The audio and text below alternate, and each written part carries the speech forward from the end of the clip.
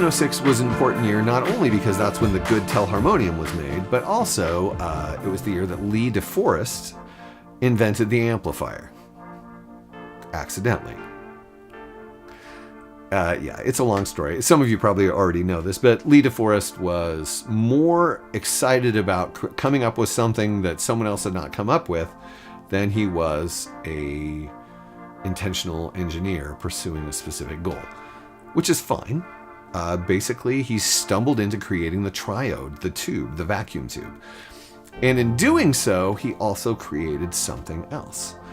Like we said, when we were talking about the telharmonium required mechanics to generate the oscillation needed to make the sound.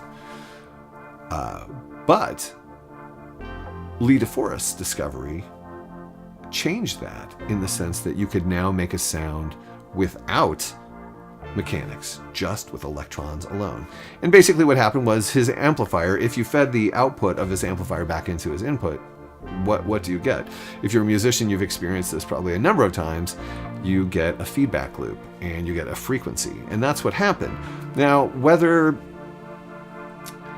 it's not clear whether DeForest actually invented this or didn't, because another guy by the name of Armstrong really focused on it, really developed it, and then DeForest came back and said, no, I already did that.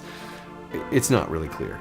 But DeForest did invent the technology that led to it. So in any case, DeForest in 1915 came up with this idea that he called music of the lamps, which was essentially one of these triode oscillators for each note of the standard musical frequency, we'll say each note of the piano, so that you could play this thing like a piano.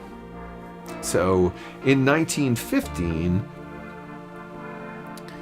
Lee DeForest described a polyphonic electronic device. Now, what was missing from this description was a desire or an ability to create new timbres with it. Its timbre in itself was new enough and interesting enough that it was a visionary, electronic tones played like a piano. Very interesting. It doesn't need to be synthesis related for it to be desirable or groundbreaking. So it wasn't really a synthesizer. It was just an electronic keyboard device, and it was never made.